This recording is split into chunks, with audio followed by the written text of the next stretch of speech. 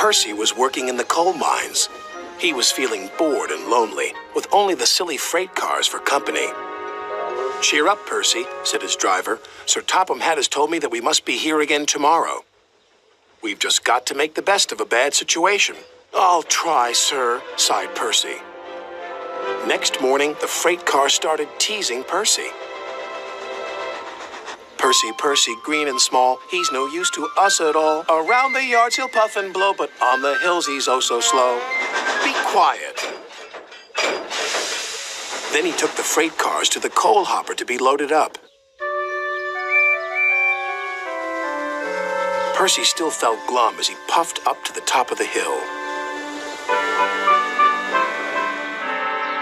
He parked his freight cars and then set off back down to the mines. Not even the cheerful sight of Bertie the bus could bring a smile to Percy's face. "What's the matter, Percy?" asked Bertie.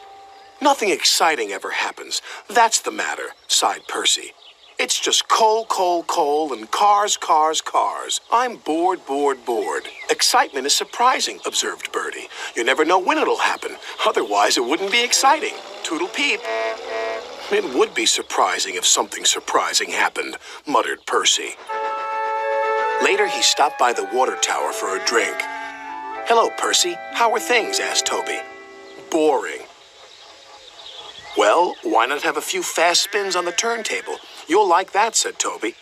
"I think it'd just make me giddy." Percy's driver interrupted. "Stop gossiping, you two. Cheer up, Percy. You'll soon know more about cars than any other engine."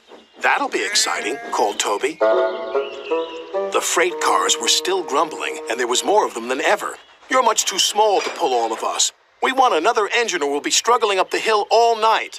"All night, all right. You can puff and blow, but on that hill you're still too slow." Slow yourself," stuttered Percy. "Temper, temper," giggled the cars. Percy decided to simply carry on. "Go to it, Percy," shouted the driver. The freight cars were still joking. "Too slow, more power, here all night, tomorrow too." "Be quiet," said Percy angrily. Then there was trouble. A coupling broke. "Surprise, surprise, catch us if you can." "Oh no," cried Percy.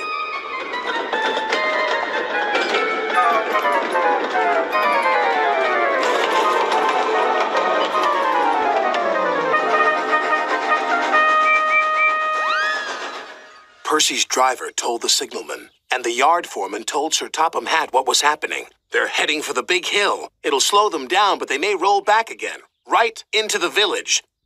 "Then we'll just have to stop them, won't we?"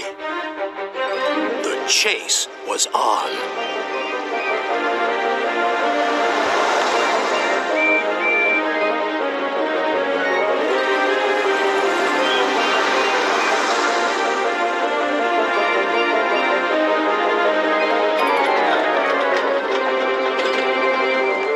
As they approached the hill, they overtook the freight cars.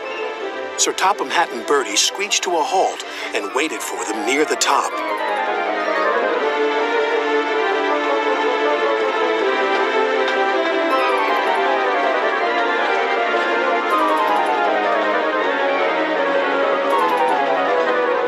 The hill slowed the freight cars right down to a standstill.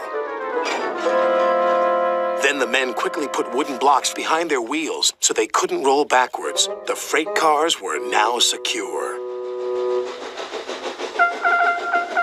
Just then, Percy arrived.